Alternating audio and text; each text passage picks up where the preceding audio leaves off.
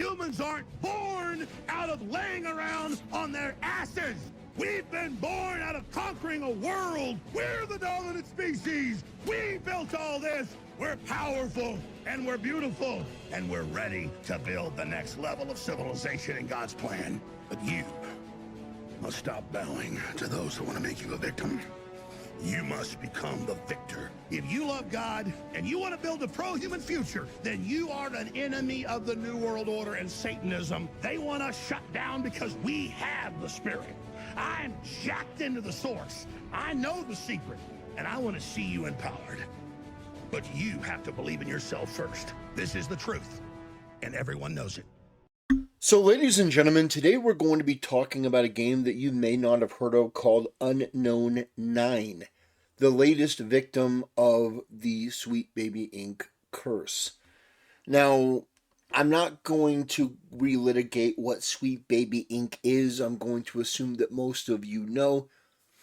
I suppose a general synopsis, it is a woke consultancy firm that has the job, the task of introducing foreign entities, and by foreign I don't mean like a foreign nation, but foreign abstract ideas and concepts that players, consumers, and customers reject with every fiber of their being. They do not like anything that Sweet Baby Inc. or subsequent firms, whatever their name, whatever their pronouns, whatever their iteration, they do not like what these consultancy companies input into the game.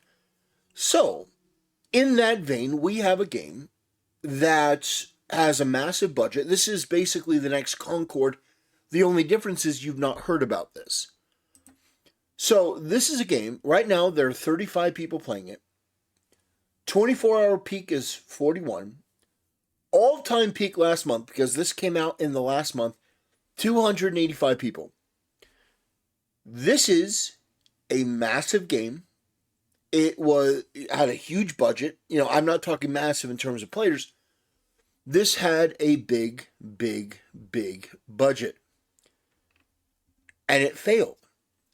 And why did it fail? Well, for the same reason that all these other games fail. Because they fail to understand what the audience wants and to give it to them. In fact, what I would argue is a lot of these people who work for Sweet Baby Inc. or these other, woke abomination companies, they know what you want. They're just doing everything to give you the opposite because their motivation, their modus operandi, is to basically bully you or trick you or coerce you or manipulate you. Some form of bullying or manipulation to try to get you to agree with their way of viewing the world. And they are under the misconception that if they just cram this shit into enough movies, into enough video games, into enough comic books, you will eventually just give up and come around and say, okay, fine, But the reality is that you're not going to do that. We're not going to succumb to these people, these disgusting freaks, these bottom-feeding, barely human pieces of trash that are the most narcissistic, just unctuous. Unctuous is the word of the day. These people ooze. You know the people I'm talking about. You just see them and you go, that person is just disgusting. You look at them, you listen to them, and you're like, that is an amalgamation of all of the worst characteristics and traits. It's almost like these people are written. It's almost like they're written. Because, there are video games where you have characters that are this obnoxious and fat and gross and just otherwise unpleasant. But the fact that these are human beings, technically, is just, it is mind-blowing to me. These people exist and breathe and live and are technically the same species as us. It's a marvel. I'll just put it that way. It's an absolute marvel. Anyway, there's a video from HeroHey where he talks about this. And it has a very good video. We're going to go over it. A month ago, we talked about this game Unknown 9 Awakening, and how it was another giant failure associated with Sweet Baby Inc. Kim Belair having been credited for working on the game, as well as David Bedard at Reflector, the dev studio behind Unknown 9 Awakening, who's also a co-founder of Sweet Baby Inc. So founding members of Sweet I noticed something when watching this. So, here you have another woman of color, quote unquote, with a wrist device that is magical in some way. Does anyone else get vibes of like Forspoken? I'm just saying. Sweet Baby Inc. Kim Belair having been credited for working on the game, as well as David Bedard at Reflector, the dev studio behind Story architect. Oh boy. Unknown 9 Awakening, who's also a co-founder of Sweet Baby Inc. So founding members of Sweet Baby Inc. have worked on Unknown 9 Awakening, and let's get a brief refresher of how that game's been doing before we take a look at the further news regarding this update. Hopping over to SteamDB, as of recording right now, there are currently 22 people in-game playing Unknown 9 Awakening on Steam. Review score sitting at 33.47%, astronomically terrible, as well as the player count, of course. Ooh. And Ooh, that is atrocious. Let me look on Metacritic. Let me see what the review score is. Damn, that is pretty bad. Let's see, Unknown 9.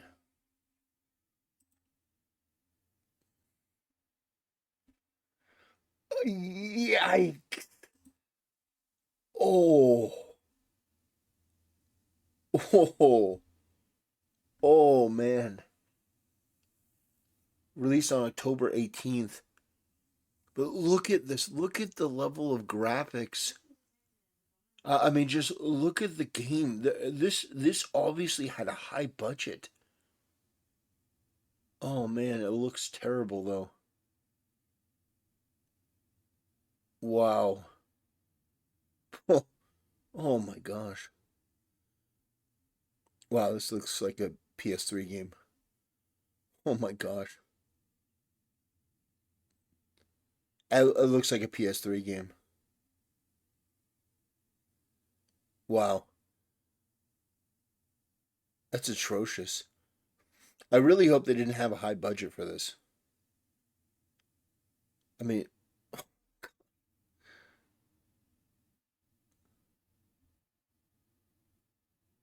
wow. Anyway, I mean, just look at these scores. That is beyond abysmal. the all-time peak player count is also awful, having achieved 285. To call this game a flop might even be generous. And I don't just True. say that because of the terribly performing game itself, but everyone associated with Unknown 9 Awakening, from Reflector, Sweet Baby Inc., and even Bandai Namco, seemed to have thought that this would be a great, highly successful new intellectual property, as they were making their own cinematic universe of sorts, including various comic releases to go along with the game, and even a web series and scripted podcast. Oh, and also some novels, as you can see. Oh man. Listen. I don't understand why these companies like Sony and all these others can't just focus on making a good game first. Like with Concord, they were, oh, this is going to be the next, Sony Cinematic Universe. Concord's going to be the next big thing. Why can't you just make a game? Why can't you just make a game, and then if it does well, then maybe you can branch out into other things? But this formula of taking an IP, taking an idea that is untested, and then just putting all your eggs in one basket, and coming out with all these different things, like, do you not want to maybe look at the past 10 years to realize that maybe this isn't the best idea? Maybe there are a couple different things that you need to do. You need to test the waters. Maybe do a little more focused testing and see if maybe this isn't what audiences want. Because obviously, Forspoken is a game that is very similar to the style that you're going for, and that failed. Colossally. Concord recently failed. So this would be an opportunity to take a look and say, okay, we need to go back to the drawing board. We need to see what we can do better. We need to see what we can do to make this last. And the way that you start that is by shrinking the budget, not bringing in any Sweet Baby Inc. consultants, And more to the point, looking what other successful companies are doing as it relates to this, to create something that the audiences actually want. And there is one example right now that's doing very well. The gamers absolutely love it. And it's because they've done everything that they can to give the audiences what they want. And what game am I talking about? Well, of course, I'm talking about Stellar Blade. Stellar Blade is the example of a company that basically did away with censorship. They decided, that's not the way to go. They came up with a great game, great concept, great character. They even went so far as to they went so far as to include 2B from Nier Automata. And the game is just beloved by so many people, and Shift Up did a phenomenal job. And this is funny. The fact that this isn't a mod, but an actual in-game model of Eve in Celebrate is crazy to me.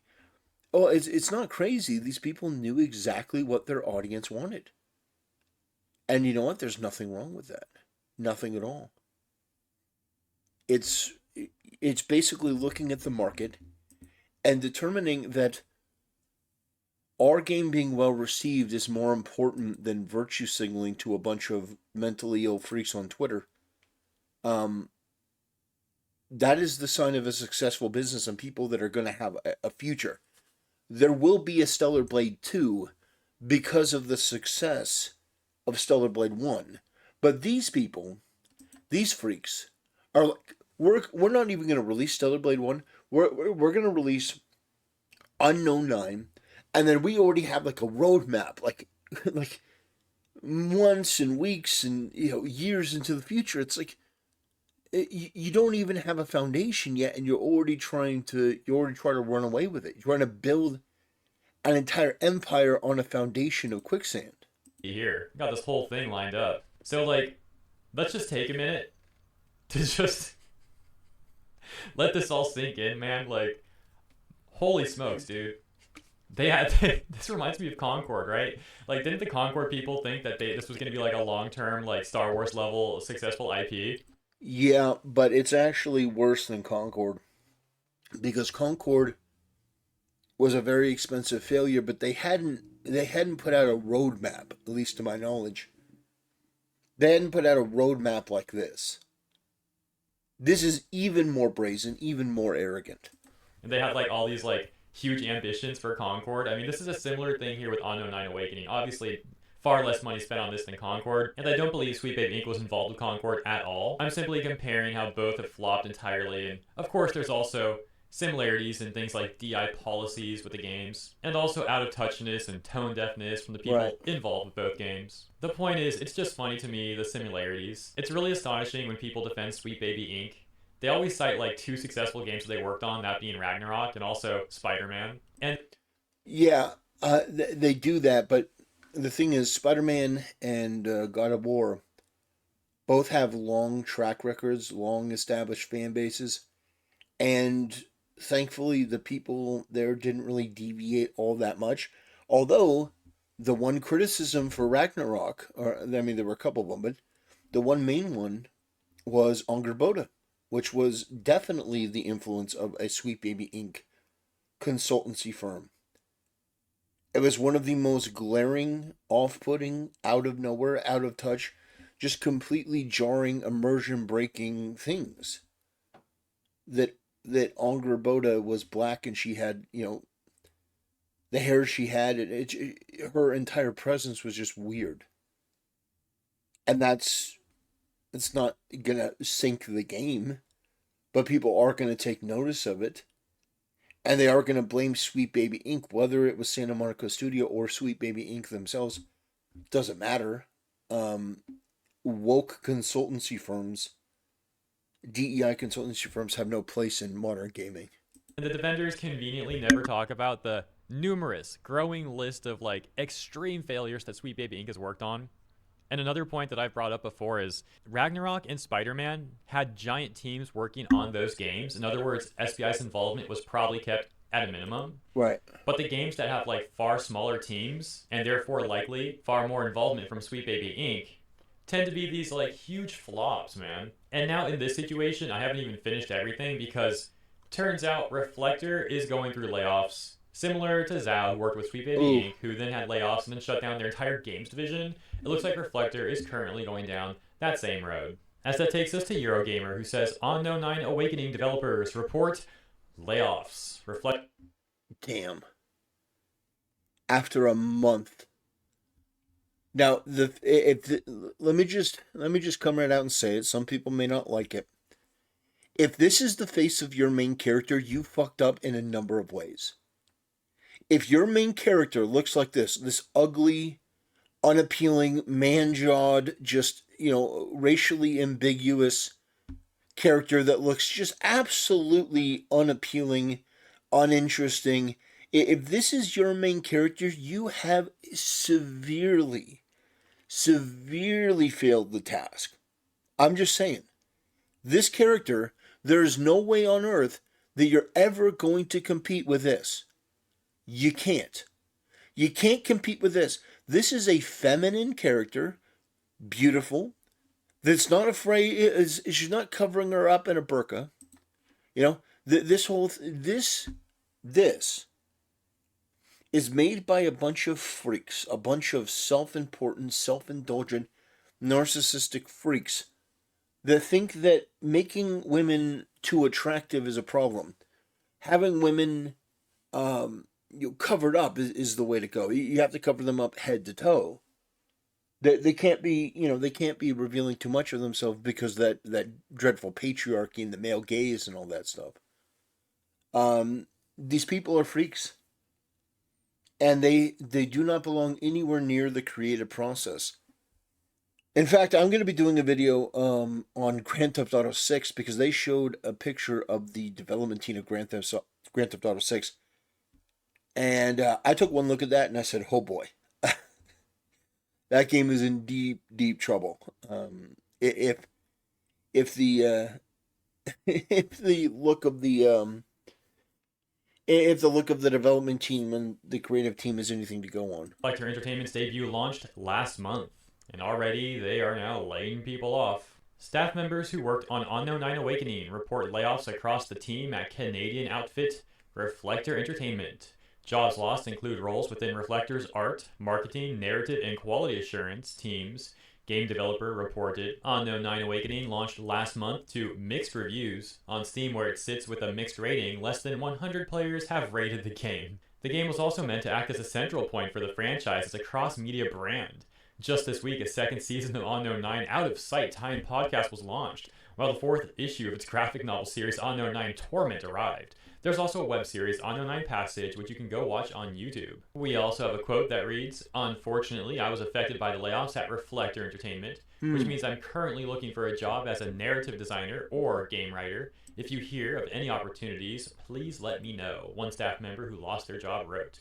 Eurogamer has contacted Bandai Namco for comment. They also mentioned that the protagonist Haruna was played in the final game by Anya Shalatra, aka Yennefer, in Netflix's The Witcher. And it was the first project from the Montreal-based Reflector, co-founded by former Assassin's Creed Unity creative director Alexandre Amancio. Returning to David Bedard, you may have noticed that he had also worked over at Ubisoft, seemingly Ubisoft Montreal. There's a recurring theme with a lot of these consultation firms like Sweet Baby Inc. and others that they are based out of Canada, and it does seem like a number of the people working there do indeed have ties back to Ubisoft. Yeah, Canada, you're going through some stuff. I'm thinking we need to build another wall once the one with Mexico is done. Because your ideas are just absolutely patently retarded. Don't think it's just you. It's like Ubisoft and all these companies, your ideas are repugnant to most people. You're not progressive, you're regressive. And we reject everything that you believe in and everything that you want to push into your games. Your values are shit. shockingly inept, incompetent, pathetic. Comment on Arc Otaku in Action discussing this news would say, I would have loved to be a fly on the office wall with people in charge when the sales numbers for those novels and comic books started coming in. What sales numbers? The response reading, it's highly regarded. Why don't they do any market research and playtesting? Spend 5 minutes on YouTube and you'll see this is not a winning strategy. Virtue signaling may get you a lot of clicks, but it won't get you sales. To be quite frank though, all of this stuff is extremely bizarre. Like, you would imagine that they would care about sales, but then they talk about they being Sweet Baby Inc. employees having been on record talking about wanting to burn the gaming industry to the ground. On top of that, we've seen how a number of these consultation firms. Yeah. You know, there's actually a post that I wanna see if I can't pull up. I just thought about it. From Andrew Tate. Andrew Tate had actually a really good post. Let me see if I can't find it.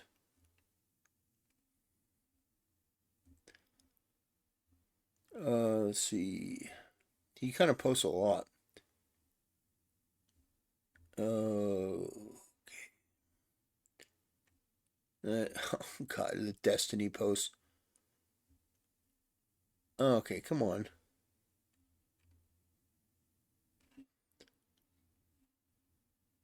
Let's see, I stopped. Here we go. Found it. I do not debate liberals. They hate themselves and want to destroy the world. Suicide by proxy. Instead, I troll them, get filthy rich, and enjoy a life they will never ever reach. The future is ours, gentlemen. I think that is actually a phenomenal post. And it's true. These people don't want to better the world. They don't. There's no changing the world. These people are perpetually miserable and they do hate themselves, but they're narcissists.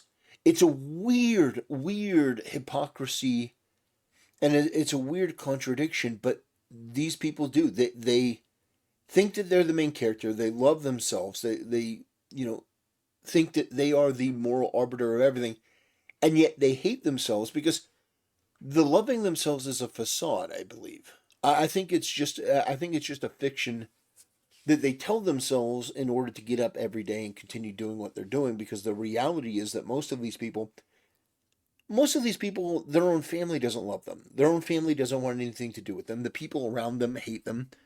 They're annoying. Their coworkers that they have to interact with pretend to like them, but ultimately they don't want to hang around them. They probably smell bad. They are, they're not in any sort of real committed relationship.